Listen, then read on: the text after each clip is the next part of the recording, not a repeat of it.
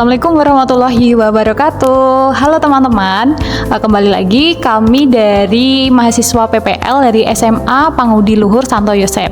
Di sini kami akan mewawancarai salah satu guru bahasa Indonesia di SMA Pangudi Luhur Santo Yosep, yaitu bersama Bapak Tri, nggih Bapak Tri? Iya. Ya. Nah, langsung saja ya teman-teman untuk mempersingkat waktu podcast kita pada siang hari ini. Baik Pak Tri, kami ada beberapa pertanyaan, yaitu yang pertama, dalam menentukan tujuan pembelajaran, apa tujuan pembelajaran yang Bapak fokuskan dan mengapa Bapak menentukan tujuan pembelajaran tersebut untuk peserta didik? Oke, kalau untuk tujuan pembelajaran saya fokus pada kemampuan apa yang nanti akan anak-anak peroleh dalam materi tertentu. Misalnya membaca puisi, berarti kan anak harus mampu membaca puisi. Nah, bagaimana saya merumuskan tujuan itu, anak-anak betul-betul mampu untuk membaca puisi. Seperti itu yang saya lakukan. Oh ya, baik Pak Tri. Langsung saja yang kedua ya Pak Tri. Ya. Yang kedua yaitu, jika dilihat dari tujuan pembelajaran yang telah Bapak tetapkan, bagaimana posisi kemampuan peserta didik itu tadi Pak Tri? Kalau posisi itu kan baru bisa dilihat setelah proses ya, tetapi yang penting di awal saya sudah menentukan tujuan, lalu dari tujuan itu saya sampaikan atau saya laksanakan dalam proses pembelajaran. Nah, di situ akan kelihatan bagaimana anak-anak itu lalu meresponnya. Maka misalnya tadi menulis puisi atau melakukan aktivitas yang lain, biasanya akan ada hasil. Nah, dari situlah saya bisa tahu bahwa kemampuan anak-anak itu seberapa begitu. Ya, baik Pak Tri. Kemudian yang ketiga yaitu, unjuk kinerja apa yang Bapak gunakan untuk memastikan tujuan pembelajaran tersebut benar-benar tercapai, dan kriteria apa yang akan dinilai untuk dipahami Pak? Ya, kalau pengen tahu tujuan saya tercapai atau tidak, itu memang dari hasil atau proyek atau produk atau yang lainnya sudah dikerjakan anak. Dari situ lalu kan saya bisa tahu nih tujuannya tercapai atau tidak. Lalu tadi terkait dengan apa yang kedua Mbak? Yang kedua yaitu mengenai kriteria apa yang akan dinilai gitu Pak. Kalau kriteria tergantung dari tujuan ya. Kalau tujuannya itu aspeknya praktik, maka kriterianya terkait dengan praktik itu. Kalau berbicara misalnya kan berarti penampilannya bagaimana, intonasinya bagaimana, gesturnya seperti apa dan sebagainya. Itu kalau aspeknya praktik. Tetapi kalau itu pengetahuan, ya dari soal yang saya buat, apakah anak lalu sudah bisa menjawab soal itu. Oh iya. Kemudian selanjutnya yaitu, bagaimana cara Bapak menggugah pikiran peserta didik agar peserta didik itu terlibat dalam ide-ide besar Pak, dan melakukan unjuk kerja, serta pada situasi seperti apa yang Bapak lakukan agar peserta didik mampu membuat ide-ide besar, menarik, konkret, dan sangat penting itu Pak?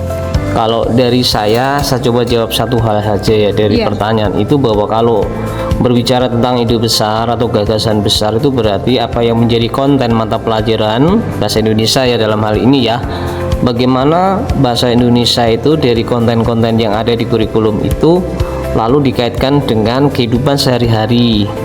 Dari situ kita akan dapat yang namanya apa yang bisa dikaitkan dengan kehidupan sehari-hari. Nah, justru disinilah bahasa Indonesia mampu memberikan manfaat yang besar bagi anak. Tidak hanya sekadar belajar bahasa Indonesia, tapi mereka mampu menggunakan pengetahuan, keterampilan, dan yang lainnya itu untuk kehidupan sehari-hari. Misalnya nih ya, ada anak yang punya kemampuan berbicara yang bagus, berarti kan mereka bisa menjadi seorang pembawa acara, ya kan? Itu artinya bahwa saya punya tanggung jawab sebagai guru memberitahu, mengajari, mendampingi, ya kan, mengembangkan kemampuan anak berbicara, sehingga ilmu yang didapat di sekolah itu lalu bisa digunakan di kehidupan mereka sehari-hari. Ini kan berarti, oh, aku belajar tidak hanya sekadar dapat nilai lalu dirapot, tetapi ternyata dari aku belajar di sekolah bisa aku gunakan untuk kehidupanku sehari-hari. Itu baru sebagian kecil aja sih. Tetapi menurut saya supaya mereka tertarik, ya kan, gagasan besar yang ada itu lalu bisa dikembangkan, ya tentu biasanya saya sih mencari anak-anak ini yang punya bakat-bakat tertentu, lalu saya dampingi, saya ikutkan lomba dan sebagainya, gitu sih. Tapi secara garis besar mereka itu punya kemampuan yang apa ya Pak, mendukung gitu ya Pak? Ya betul, betul. Kemudian yaitu yang kedua, bagaimana strategi yang Bapak terapkan untuk memunculkan minat dan keingintahuan peserta didik terhadap materi yang Bapak sampaikan? Oke, kalau dari segi minat, misalnya ada konten menulis puisi, saya biasanya itu menampilkan stimulus atau rangsangan berupa yang paling menarik bagi anak adalah video membaca puisi atau teatrikal puisi atau yang lainnya. Artinya bahwa kalau dengan rangsangan ini harapannya anak itu ada keinginan untuk belajar. Nah, tanpa ada rangsangan tuh rasanya bagi saya apaan sih belajar menulis puisi tapi saya tidak diberitahu sesuatu yang menarik dari puisi. Nah, dengan memberitahu sesuatu yang menarik dari puisi, misalnya teatrikal puisi atau musikalisasi puisi, itu kan menarik ya, tidak hanya sekadar menulis atau membaca, tetapi ternyata puisi itu bisa dilakukan, bisa diteaterkan. Nah, dari sini memunculkan minat, harapannya memunculkan minat mereka untuk menulis. Nah, tantangannya sebenarnya bagaimana mendampingi anak ini untuk menulis puisi yang tidak terbiasa sama sekali, tiba-tiba harus menulis puisi itu kan sulit. Nah, biasanya saya tuh sukanya memandu mereka dengan misalnya melihat sesuatu, ada botol, saya taruh di kursi di depan, anak saya suruh mengamati, bayangkan sesuatu yang menarik dari botol itu, tuliskan satu kata, lalu kata kedua, ketiga dan seterusnya. Tentu sambil melihat makna kata itu secara gaya bahasa ya, bisa dengan metafora, dengan personifikasi atau yang lainnya. Iya, harapannya lalu kata-kata yang mereka susun bisa menjadi indah. Tidak hanya sekadar memikirkan makna tapi juga ada keindahan. Estetikanya itu. Estetikanya begitu. Kemudian ke lembar kerja E yaitu explore, yaitu yang pertanyaannya kegiatan belajar yang seperti apa yang disukai oleh peserta didik sehingga Bapak merasa bahwa kegiatan ini mampu mengembangkan dan memperdalam pemahaman mereka. Kegiatan belajar yang membuat produk. Berarti banyak peserta didik yang lebih suka ke produk ya Pak? Praktek. Ya, praktik tentu saja. Kalau membuat produk artinya mereka kan praktik. Artinya dari praktik ini bisa banyak hal yang bisa mereka kerjakan dari pengetahuan sebelumnya. Misalnya ada teks prosedur, ya kan, teks prosedur itu kalau dari segi teori kan banyak sekali kan. Nah, lalu bagaimana mereka bisa membuat sebuah produk supaya pemahaman tentang teks prosedur itu bisa diaplikasikan, dan tidak hanya sekadar bikin produk, tetapi sekaligus di dalam produk itu harapannya adalah hal yang betul-betul bisa relate, ada kaitannya dengan kehidupan mereka sehari-hari. Misalnya nih, mereka membuat kue. Kan ada prosedurnya ini, membuat kue divideokan. Tetapi tidak hanya sekedar videokan, tapi kuenya dijual.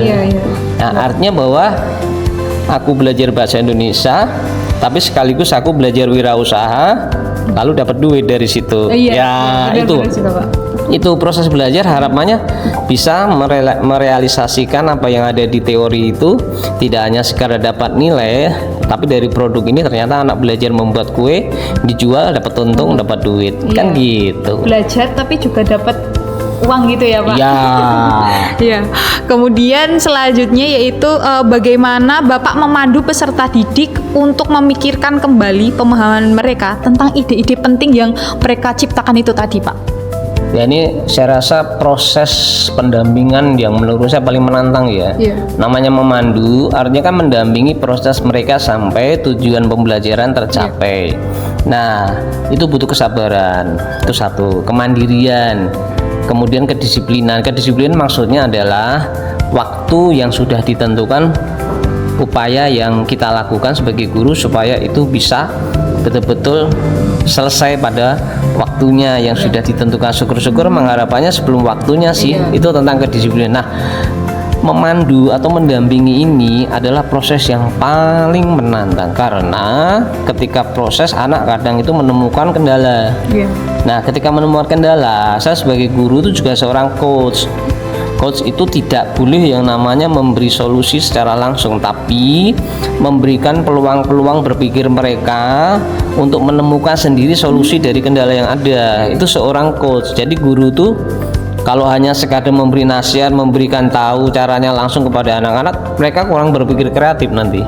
Nah, itu salah satu yang saya lakukan adalah pendampingan, tetapi dengan cara coach. Jadi memberi peluang-peluang kira-kira apa sih yang mereka bisa kerjakan dari permasalahan atau kendala yang ada. Jadi kayak memberi kesempatan kepada mereka untuk berpikir lebih kritis lagi seperti itu. Betul, kritis lagi, menilai diri sendiri, kurangnya apa. Jadi guru itu sebagai fasilitator, sebagai teman ngobrol, seperti itu. Itu.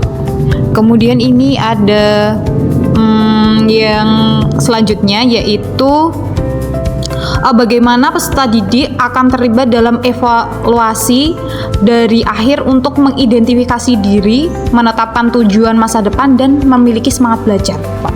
Ya, saya rasa kalau namanya evaluasi itu kan dilakukan bisa dalam proses, bisa di akhir sebuah tujuan pembelajaran. Nah, yang paling gampang memang di akhir ya, paling gampang setelah proses dari materi tertentu selesai, lalu kita mengadakan evaluasi.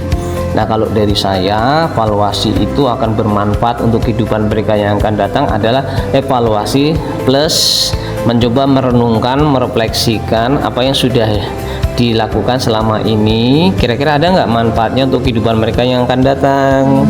Nah, dari situ kan memunculkan ide-ide kreatif mereka. Oh, ternyata aku dengan belajar materi ini, aku ke depan bisa begini loh. Nah, seperti itu. Jangka panjang belajar pemikirannya. Iya, tidak hanya berhenti di sekolah saja. Contohnya yang tadi itu loh, teks prosedur, ya kan, membuat kue jadi dijual dapat uang. Nah, siapa tahu dari situ dia akan istilahnya itu jadi kalau pengusaha. Ya, bisa jadi pengusaha. Lalu dia menjadi kebiasaan, ya kan, dikit-dikit buat produk dijual, itu kan oh ternyata dari bahasa Indonesia mereka bisa jadi pengusaha kan. Iya. Dari materi bahasa Indonesia jadi pengusaha, seperti itu ya, Pak. Bisa. Kemudian bagaimana cara Bapak untuk menyesuaikan rancangan belajar apabila ada perubahan kondisi nih, Pak, dan untuk memaksimalkan keterlibatan dan keefektifan pembelajaran? Ya, kalau namanya tujuan pembelajaran itu kan satu dan lain kelas secara umum di awal sama ya. Iya. Tetapi dalam proses kadang terkendala, di dalam prosesnya ada anak 1, 2, 3 itu kadang-kadang menemukan gaya belajarnya itu yang lambat. Berbeda-beda. Iya, berbeda. Terutama kalau menemukan yang lambat itu lalu kan sebagai guru tidak boleh lalu serta-merta ditinggal kan anak-anak yang lambat. Maka perlu yang namanya strategi. Kemampuan anak itu dengan tujuan yang sama berbeda-beda. Nah, strategi saya adalah cek bakat minat anak ini. Misalnya dia punya kemampuan hanya bisa fokus belajar, mampu memahami sesuatu itu dengan cara menulis, ya sudah, saya maksimalkan dengan menulis. Sementara yang lain dengan cara mendengar, nonton video dan lain sebagainya, saya maksimalkan di sana. Kadang dengan strategi atau tujuan pembelajaran tertentu, saya memberikan materinya dengan video. Ada loh anak tuh nggak bisa menerima sebuah materi itu dengan tayangan video, tapi dia bisa menerima dengan membaca. Nah, itu yang perlu saya cek kembali. Yang sudah baik direncanakan di awal, kalau ternyata di tengah perjalanan, oh ini anak ternyata modelnya begini, ya sudah saya kondisikan dengan model anak itu. Ya ternyata dengan model membaca, ya sudah saya siapkan teks dong, siapkan soal dong, begitu. Siap. Kemudian ini pertanyaan yang terakhir, Pak Tri. Ya. Sebentar. Bagaimana Bapak mengatur dan mengurutkan pengajaran dan pembelajaran untuk memaksimalkan keterlibatan peserta didik? Kalau saya selama ini kita bicara yang ini ya, yang klasik ya. Kalau yang klasik itu kan dari yang mudah, lalu menengah, lalu yang sulit gitu ya. Kalau saya tergantung dari kontennya. Kalau kontennya ternyata itu bisa langsung dikerjakan menjadi sebuah produk, biasanya saya akan langsung minta anak ini saya dampingi untuk buat produk. Hal-hal yang sifatnya teoritis terkait dengan materi itu bisa dipelajari sendiri, bisa dengan cara meringkap, bisa dengan cara mengerjakan kuis dan sebagainya, tapi fokus pada produk. Tapi kalau materinya memang butuh proses dengan penjelasan dulu teorinya, ya saya akan lewati itu. Artinya bahwa tidak semua materi pembelajaran dari kurikulum itu semuanya diajarkan. Tidak semuanya, menurut saya begitu. Karena ada yang bisa itu dipelajari anak sendiri dengan kemajuan teknologi yang ada. Seperti itu jawabannya. Siap Pak Tri, terima kasih. Mungkin ada dari teman-teman yang mau menambahkan? Oh, tidak ada ya, sudah cukup ya. Baik Pak Tri, kiranya cukup dari kami. Kami berterima kasih atas waktu yang telah diberikan oleh Pak Tri. Mohon maaf ya Pak Tri jika mengganggu waktu istirahatnya hari ini. Saya ucapkan terima kasih, dan demikian teman-teman podcast dari kami mahasiswa PPL dari SMA Pangudi Luhur Santo Yosef Surakarta. Dan itu tadi pembahasan kami mengenai implementasi where to dari langsung narasumber kita, yaitu guru bahasa Indonesia dari SMA Pangudi Luhur Santo Yosef, yaitu Bapak Tri. Sekian dari kami. Akhirul kalam, wassalamualaikum warahmatullahi wabarakatuh. Terima kasih.